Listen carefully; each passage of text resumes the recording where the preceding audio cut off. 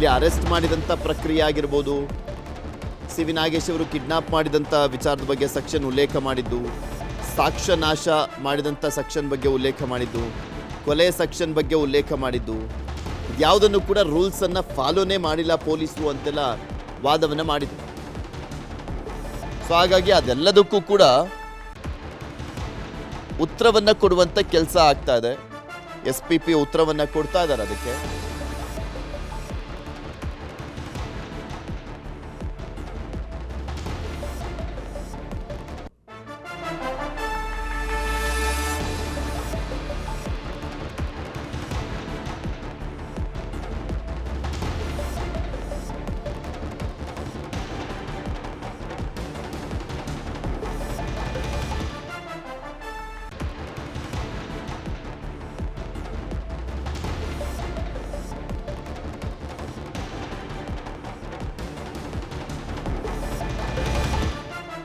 ಪವನ್ ಗೋವಾಕ್ಕೆ ಹೋಗಿದ್ರಿಂದ ತಡವಾಗಿದೆ ಅಂದರೆ ಇಲ್ಲಿ ಸಿ ವಿ ನಾಗೇಶ್ ಅವರು ವಾದವನ್ನು ಮಾಡುವಂಥ ಸಂದರ್ಭದಲ್ಲಿ ಹೇಳ್ತಾ ಇದ್ದು, ಪವನ್ ಅನ್ನುವಂಥ ಸಾಕ್ಷಿದಾರನ ಸ್ಟೇಟ್ಮೆಂಟನ್ನು ತುಂಬ ತಡವಾಗಿ ಪಡ್ಕೊಂಡಿದ್ದಾರೆ. ಪ್ರತ್ಯಕ್ಷ ಸಾಕ್ಷಿ ಅಂತೆಲ್ಲ ಹೇಳ್ತಾರೆ, ತುಂಬ ತಡವಾಗಿ ಪಡ್ಕೊಂಡಿದ್ದಾರೆ.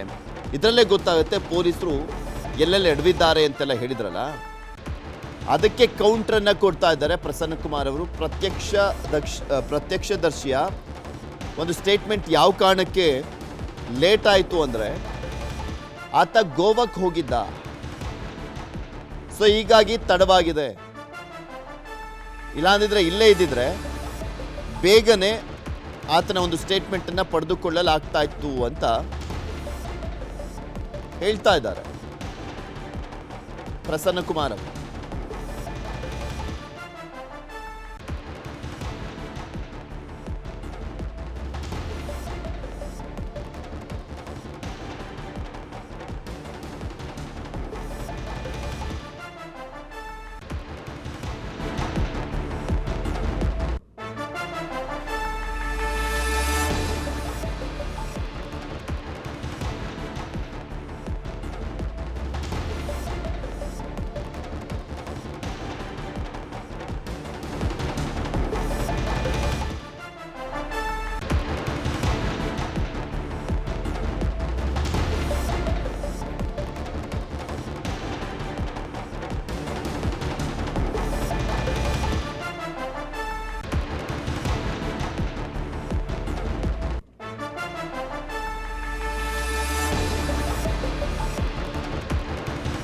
ಗ್ರೌಂಡ್ ಆಫ್ ಅರೆಸ್ಟ್ ಬಗ್ಗೆ ಸುಪ್ರೀಂ ಕೋರ್ಟ್ ವರದಿಯನ್ನು ಉಲ್ಲೇಖವನ್ನು ಮಾಡಲಾಗ್ತಾ ಇದೆ.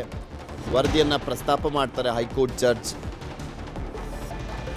ಆ ಒಂದು ಅರೆಸ್ಟ್ ಪ್ರಕ್ರಿಯೆ ವಿಚಾರಕ್ಕೆ ಸಂಬಂಧಪಟ್ಟಂತೆ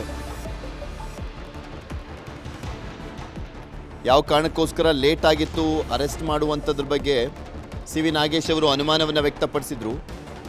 ಅದ್ರ ಬಗ್ಗೆನೂ ಕೂಡ ಕ್ಲಾರಿಟಿಯನ್ನು ಕೊಡುವಂಥ ಕೆಲಸವನ್ನು ಇಲ್ಲಿ ಮಾಡಲಾಗ್ತಾ ಇದೆ. ಪ್ರಸನ್ನ ಕುಮಾರ್ ಅವರು ಹೇಳ್ತಾ ಇದ್ದಾರೆ. ಈ ಸಂದರ್ಭದಲ್ಲಿ ಜಡ್ಜ್ ಕೂಡ ಮಧ್ಯ ಇಂಟ್ರಪ್ಟ್ ಆಗಿ ಅದ್ರ ಬಗ್ಗೆ ಮಾಹಿತಿಯನ್ನು ಕೊಡ್ತಾ ಇದ್ದಾರೆ, ಏನೇನಾಗಿತ್ತು ಅಂತ.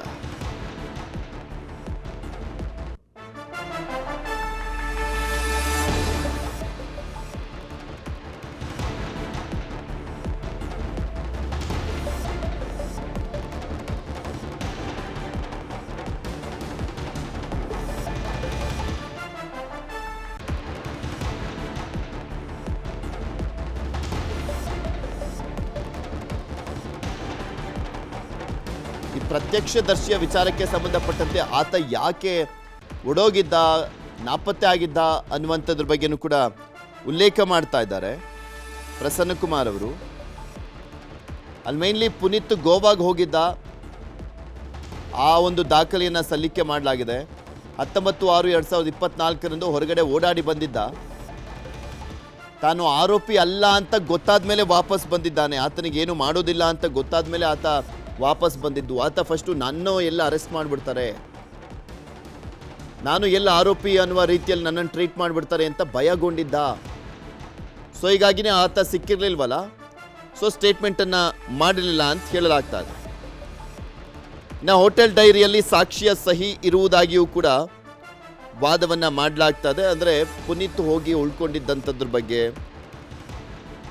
ಆಮೇಲೆ ಆತನ ಬೋರ್ಡಿಂಗ್ ಪಾಸ್ ಆಗಿರ್ಬೋದು, ಆತ ಗೋವಾಗೆ ಹೋಗಿದ್ದಂಥ ಟಿಕೆಟ್ ಆಗಿರ್ಬೋದು, ಇದೆಲ್ಲದ್ರ ಬಗ್ಗೆನೂ ಕೂಡ ಸಿಕ್ಕಿರುವಂತಹ ಡಾಕ್ಯುಮೆಂಟ್ಸ್ಗಳನ್ನು ಕೂಡ ಆತ ಕೊಟ್ಟಿದ್ದ. ಅದನ್ನೆಲ್ಲವೂ ಕೂಡ ಉಲ್ಲೇಖ ಮಾಡಲಾಗಿದೆ, ಪೊಲೀಸರು ಉಲ್ಲೇಖ ಮಾಡಿದ್ದಾರೆ. ಹೋಟೆಲ್ ಡೈರಿಯಲ್ಲಿ ಸಾಕ್ಷಿಯ ಸಹಿ ಕೂಡ ಇರುವಂಥದ್ದು ಗೊತ್ತಾಗಿದೆ. ಕೇವಲ ಮೌಖಿಕ ಹೇಳಿಕೆ ಅಷ್ಟೇ ಅಲ್ಲ, ಬೋರ್ಡಿಂಗ್ ಪಾಸ್ ಕೂಡ ಇದೆ ಅಂತ SPP ಹೇಳ್ತಾ ಇದ್ದಾರೆ. ಯಾಕೆ ತಡ ಆಯಿತು ಇದರಲ್ಲಿ ಗೊತ್ತಾಗುತ್ತೆ. ಸಾಕ್ಷಿಯನ್ನು ಸೃಷ್ಟಿ ಮಾಡಲಾಗಿದೆ ಅಂತೆಲ್ಲ ಹೇಳಲಾಗ್ತಾ ಇತ್ತಲ್ಲ, ಅದಕ್ಕೆ ಕೌಂಟರ್ ಉತ್ತರ ಇದು. ಪುನೀತ್ ಗೋವಾಗೆ ಹೋಗಿದ್ದಂಥ ದಾಖಲೆಯನ್ನು ಕೊಟ್ಟಿದ್ದ, ಟಿಕೆಟ್ಸ್ಗಳನ್ನು ಕೊಟ್ಟಿದ್ದ, ಅದೆಲ್ಲವೂ ಕೂಡ ಸಿಕ್ಕಿದೆ. ಅದನ್ನು ಕೂಡ ಕೊಟ್ಟಿದ್ದಾರೆ ತನಿಖೆಯ ಸಂದರ್ಭದಲ್ಲಿ, ಪೊಲೀಸರು ಉಲ್ಲೇಖ ಮಾಡಿದ್ದಾರೆ. ಈತನ ವಿಚಾರಣೆ ತಡ ಆಗಿದ್ದಂಥ ವಿಚಾರದ ಬಗ್ಗೆನೂ ಕೂಡ ಅನುಮಾನವನ್ನು ವ್ಯಕ್ತಪಡಿಸಲಾಗಿತ್ತು. ಸೊ ಆ ಅನುಮಾನಕ್ಕೆ ಸಂಬಂಧಪಟ್ಟಂತೆ ಉತ್ತರ ಕೊಟ್ಟಿದ್ದಾರೆ.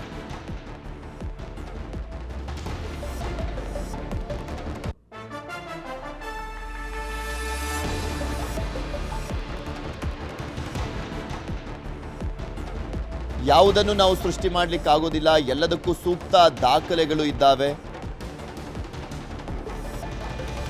ಕೇವಲ ಮೌಖಿಕ ಹೇಳಿಕೆ ಮಾತ್ರ ಅಲ್ಲ, ನಾವು ಸುಮ್ಮನೆ ಯಾವುದೋ ಮೌಖಿಕವಾಗಿ ಆತ ಏನೋ ಹೇಳ್ದ ಅಂದ್ಬಿಟ್ಟು ಬರ್ಕೊಂಡಿರುವಂಥದ್ದಲ್ಲ ಪೊಲೀಸರು. ಇಲ್ಲಿ ಎಲ್ಲದಕ್ಕೂ ಸಾಕ್ಷಿ ಇದೆ.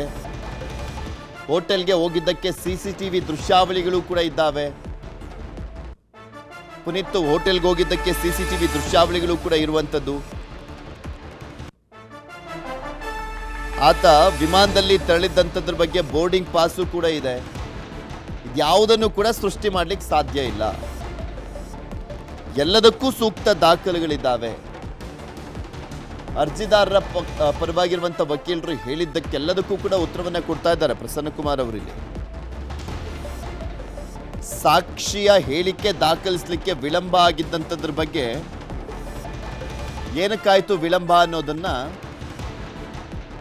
ಹೇಳ್ತಾ ಇದ್ದಾರೆ ಪ್ರಸನ್ನಕುಮಾರ್. ವಿತ್ ಪ್ರೂಫ್ ಹೇಳ್ತಾ ಇದ್ದಾರೆ. ವಿಡಿಯೋ ಸಾಕ್ಷಿ ಇದೆ. ಆತ ಅಂದರೆ ಪುನೀತ್ ಇಲ್ಲಿ ಗೋವಾಗೆ ಹೋಗಿದ್ದಕ್ಕೆ, ಫ್ಲೈಟಲ್ಲಿ ಹೋಗಿದ್ದಕ್ಕೆ ಟಿಕೆಟ್ಸ್ ಇದೆ, ಬೋರ್ಡಿಂಗ್ ಪಾಸ್ ಇದೆ, ಮತ್ತು ಗೋವಾದಲ್ಲಿ ಉಳ್ಕೊಂಡಿದ್ದಂಥ ಹೋಟೆಲ್ನ ದೃಶ್ಯಾವಳಿ ಕೂಡ ಇರುವಂಥದ್ದು. ಆತ ಅಲ್ಲಿ ಸಹಿ ಮಾಡಿದ್ದು ಕೂಡ ಇದೆ. ಇದ್ಯಾವುದನ್ನು ಕೂಡ ಸೃಷ್ಟಿ ಮಾಡಲಿಕ್ಕೆ ಆಗೋದಿಲ್ಲ ಅಂತ ಪ್ರಸನ್ನಕುಮಾರ್ ಅವರು ಹೇಳ್ತಾ ಇದ್ದಾರೆ.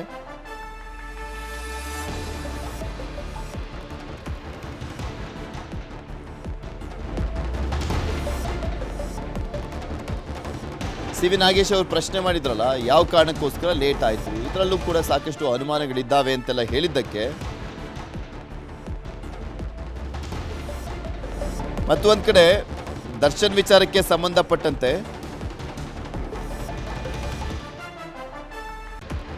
ಪ್ರಸನ್ನಕುಮಾರ್ ಅವರು ವಾದವನ್ನ ಮಾಡ್ತಾ ದರ್ಶನ್ ಹೇಳಿಕೆ ಬಗ್ಗೆನೂ ಕೂಡ ಅನುಮಾನವನ್ನು ವ್ಯಕ್ತಪಡಿಸಿದರು ಸಿ ವಿ ನಾಗೇಶ್ ಅವರು. ಈ ಸಂದರ್ಭದಲ್ಲಿ ದರ್ಶನ್ ನಾನು ಧರಿಸಿದ್ದಂಥ ಬಟ್ಟೆ ಏನಿತ್ತು, ಶೂ ಏನಿತ್ತು, ಅದೇನು ಹೇಳಿದ್ರು ಅದನ್ನೇ ದಾಖಲಿಸಲಾಗಿದೆ. ದರ್ಶನ್ ಹೀಗೆ ಹೇಳಬೇಕು ಅಂತ ತನಿಖಾಧಿಕಾರಿ ಹೇಳಿದ್ರು ಅನ್ನುವಂಥದ್ರ ಬಗ್ಗೆ ಸಿ ವಿ ನಾಗೇಶ್ ಅವರು ಹೇಳಿದ್ರಲ್ಲ, ಅದಕ್ಕೂ ಕೌಂಟರ್ ಆಗಿ ಉತ್ತರವನ್ನ ಕೊಡಲಾಗ್ತಾ ಇದೆ. ದರ್ಶನ್ ಹೇಳಿದ್ದನ್ನಷ್ಟೇ ದಾಖಲು ಮಾಡಿಕೊಳ್ಳಲಾಗಿದೆ ಅಂತ.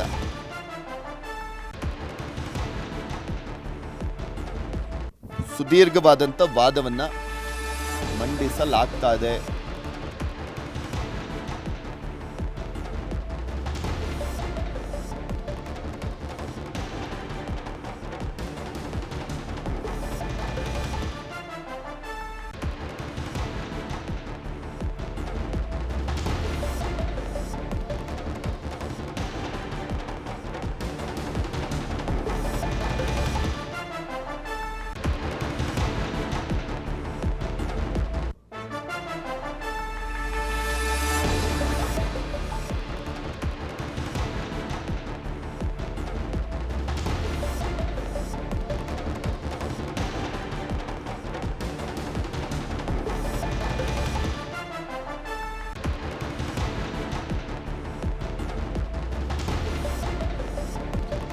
ಚಪ್ಪಲಿ ಮತ್ತು ಶೂ ವಿಚಾರಕ್ಕೆ ಸಂಬಂಧಪಟ್ಟಂತೆ ಕನ್ಫ್ಯೂಷನ್ಸ್ ಇತ್ತಲ್ಲ, ಅದ್ರ ಬಗ್ಗೆನೂ ಕೂಡ ಉಲ್ಲೇಖ ಮಾಡಲಾಗ್ತದೆ.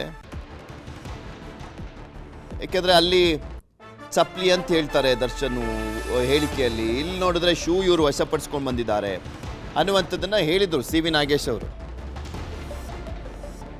ಇದೆಲ್ಲವೂ ಕೂಡ ಪೊಲೀಸರ ಸೃಷ್ಟಿ ಅಂತ, ಅದಕ್ಕೂ ಕೂಡ ಉತ್ತರವನ್ನು ಕೊಡಲಾಗ್ತದೆ. ದರ್ಶನ್ ಏನು ಹೇಳಿದ್ದಾರೋ ಅದನ್ನೇ ದಾಖಲಿಸಿದ್ದಾರೆ ಪೊಲೀಸರು, ಆ ಹೇಳಿಕೆಯನ್ನೇ ದಾಖಲಿಸಿರುವಂಥದ್ದು, ಯಾವುದನ್ನು ತಿರ್ಚುವಂಥ ಕೆಲಸ ಮಾಡಿಲ್ಲ.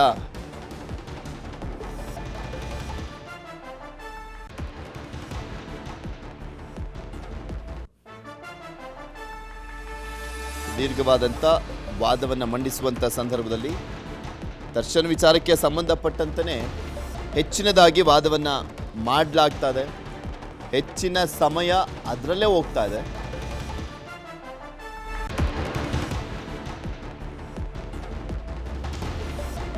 ಇನ್ನು FSL ರಿಪೋರ್ಟ್ ವರದಿಗಳನ್ನು ಕೂಡ ಉಲ್ಲೇಖ ಮಾಡ್ತಾ ವಾದವನ್ನು ಮಾಡಲಾಗ್ತಾ ಇದೆ.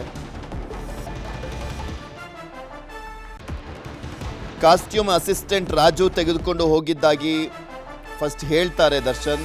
ಸೊ ಆತನನ್ನ ವಿಚಾರಣೆ ಮಾಡಿದಾಗ ರಾಜು ಮನೆಗೆ ಹೋಗಿ ಕರೆಯನ್ನು ಮಾಡಿ ಕೇಳಿದಾಗ ಪತ್ನಿಗೆ ನೀಡಿರುವುದಾಗಿ ಆತ ಮಾಹಿತಿ ಕೊಡ್ತಾನೆ. ರಾಜು ಹೇಳಿದ ರೀತಿಯಲ್ಲಿ ವಿಜಯಲಕ್ಷ್ಮಿ ಅವರ ನಿವಾಸಕ್ಕೆ ಹೋಗಿ ಟೀ ಶರ್ಟು ಪ್ಯಾಂಟ್ ವಾಶ್ ಮಾಡಲಾಗಿತ್ತು ಅನ್ನುವಂಥದ್ರ ಬಗ್ಗೆ ಮಾಹಿತಿಯನ್ನು ಪಡ್ಕೊಳ್ಳಾಗ